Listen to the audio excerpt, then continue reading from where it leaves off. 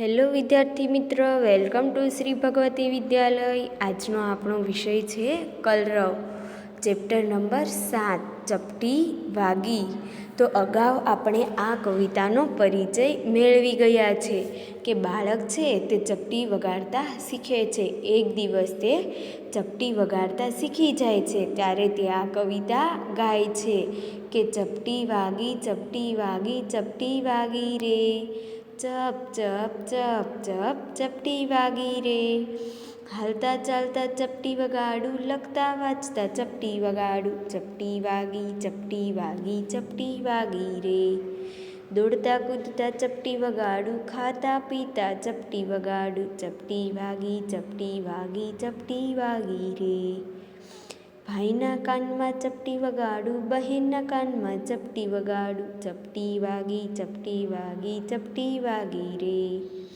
પપ્પાના કાનમાં ચપટી વગાડું, મમ્મીના કાનમાં ચપટી વગાડું, ચપટી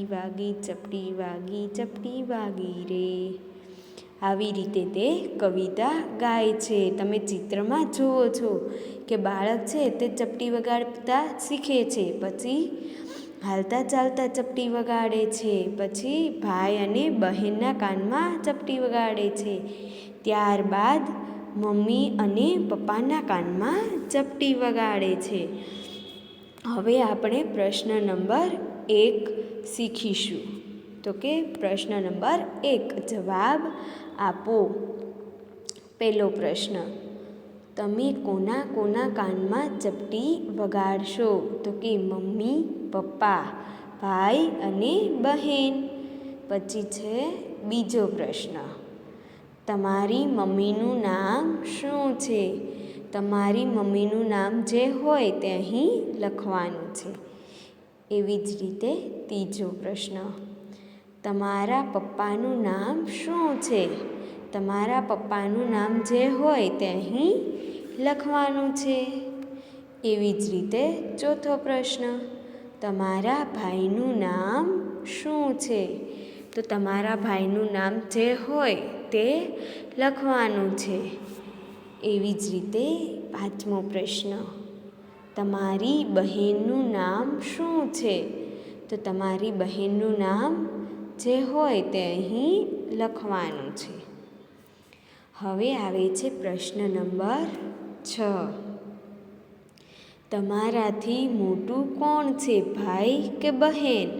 જો ભાઈ હોય તો અહીં ભાઈ લખવાનું છે અને બહેન હોય તો અહીં બહેન લખવાનું છે. રેડી? હવે આવે છે પ્રશ્ન નંબર 7, પપ્પાના બહેનને શું કહેવાય? તો કે ફોઈ.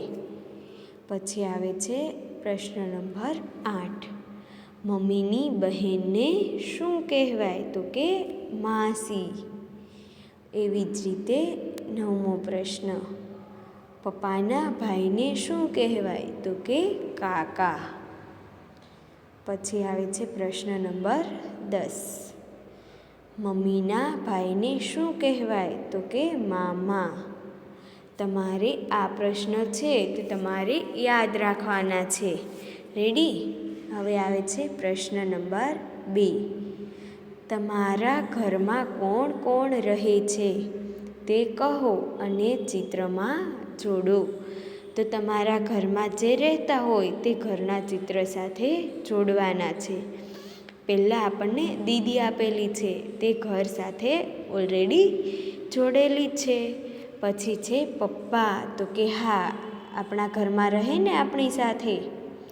પછી છે મમ્મી, પછી છે ભાઈ, પછી છે દાદી, જો દાદી અહીં રહેતી હોય તો જોડવાનું છે, અને પછી છે દાદા.